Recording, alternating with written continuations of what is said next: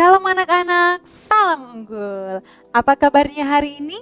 Dahsyat, luar biasa. Yes, yes, yes. Oke, puji Tuhan. Hari ini jumpa lagi bersama dengan Miss Novi dalam pembelajaran karakter unggul. Anak-anak, sebelum kita mulai belajar dan bermain kita hari ini, Miss mengajak semua anak bangkit berdiri. Kita akan berdoa bersama terlebih dahulu.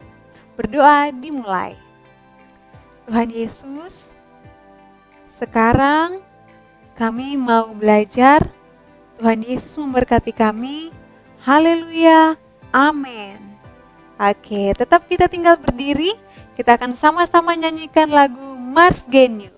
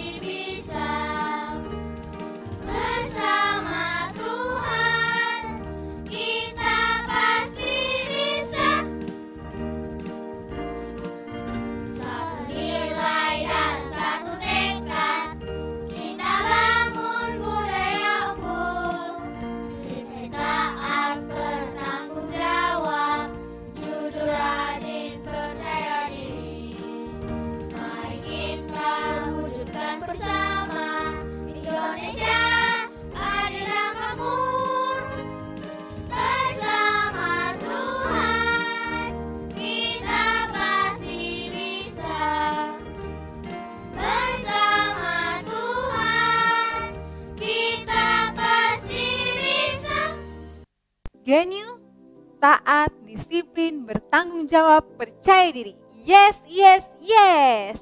Great leader, big vision, stay humble, never give up. Yes, yes, yes. Oke, kita akan sama-sama mengucapkan visi Genu.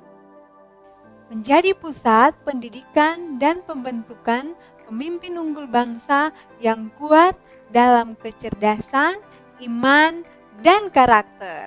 Misi Genu, mempersiapkan setiap siswa mencapai potensi maksimal, karakter maksimal, dan prestasi maksimal dengan melakukan mentoring secara individual dan berkelanjutan sehingga mengalami transformasi pola pikir, pola rasa, dan pola tindak untuk melahirkan pemimpin unggul bangsa di 7 area kehidupan. Politik dan pemerintahan, ekonomi dan bisnis, sosial, seni dan budaya, ilmu pengetahuan dan teknologi, pendidikan dan spiritual.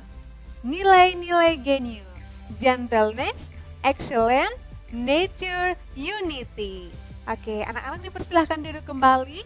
Hari ini kita masih belajar tema keberanian dengan subtema 4, Tuhan rela berkorban untuk kita. Nah, sebelum kita memulainya, Miss Novi ada pertanyaan terlebih dahulu untuk anak-anak. Pertanyaannya adalah, apakah anak-anak mau dituduh bersalah padahal sebenarnya anak-anak tidak melakukan kesalahan? Contohnya, Miss menuduh anak-anak menyontek, padahal anak-anak tidak menyontek.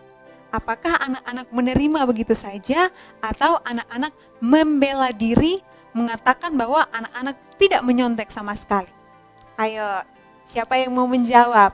Pasti anak-anak akan membela diri. Bukan saya, Miss, bukan saya, Miss. Nah, ada seseorang yang rela berkorban untuk kita semua padahal dia tidak melakukan kesalahan apapun. Itulah yang sebenarnya dialami oleh Tuhan Yesus. Nah, anak-anak, Tuhan Yesus tidak bersalah sama sekali. Tuhan Yesus dituduh bersalah dan diadili, kemudian disalibkan. Nah, Tuhan Yesus diadili anak-anak, dia diadili di depan Herodes, di depan Pilatus, dan di depan Mahkamah Agama. Wah, sangat sedih hati Tuhan ketika diperhadapkan di depan banyak orang. dia diejek, diolok, tetapi Tuhan Yesus tidak ada kesalahan yang Tuhan Yesus perbuat. Kemudian Tuhan Yesus disiksa.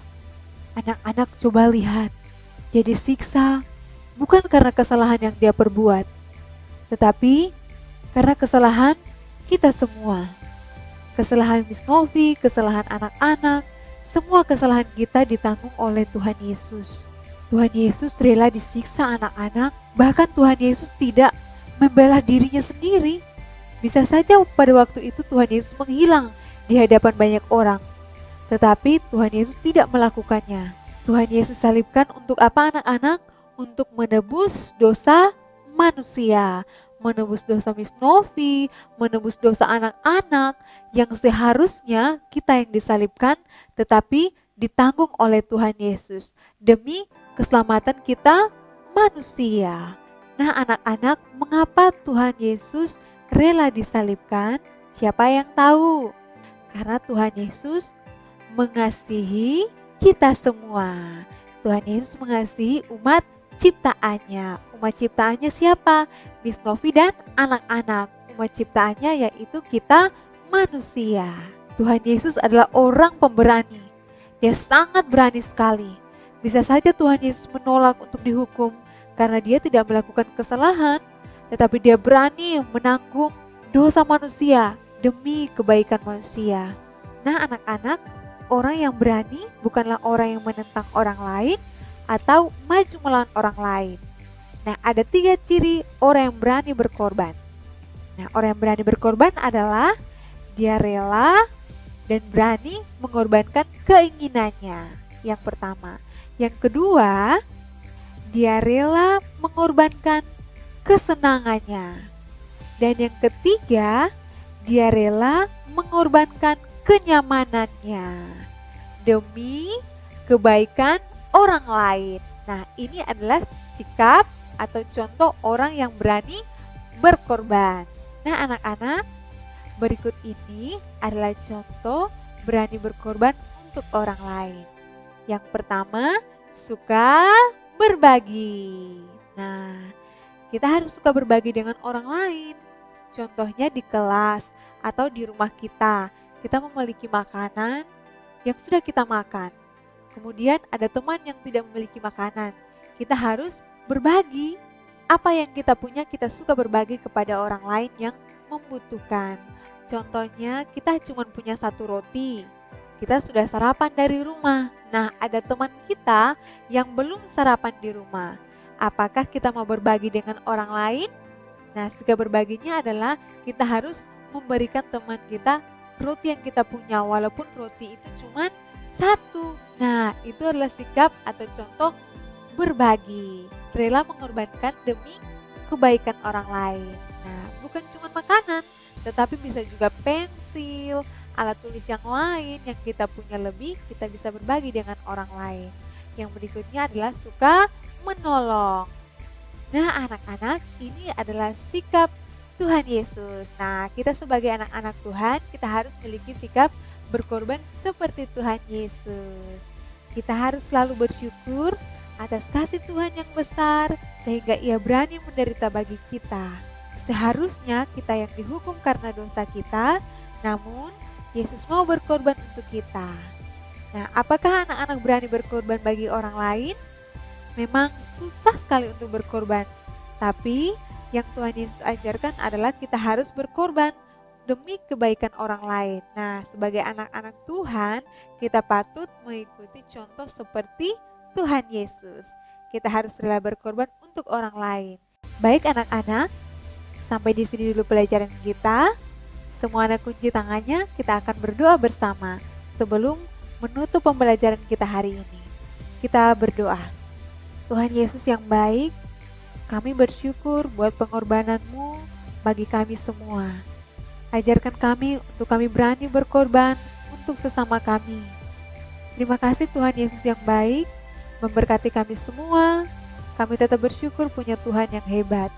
Haleluya, amin. Jadi anak-anak, kita harus bersyukur karena kasih Tuhan yang begitu besar membuat Tuhan berani mengorbankan diri untuk kita semua, untuk Miss Novi, untuk anak-anak di rumah, untuk papa mama kita, untuk kita semua. Oleh karena itu, kita harus bersyukur dan juga kita harus berani berkorban untuk orang lain. Sampai jumpa.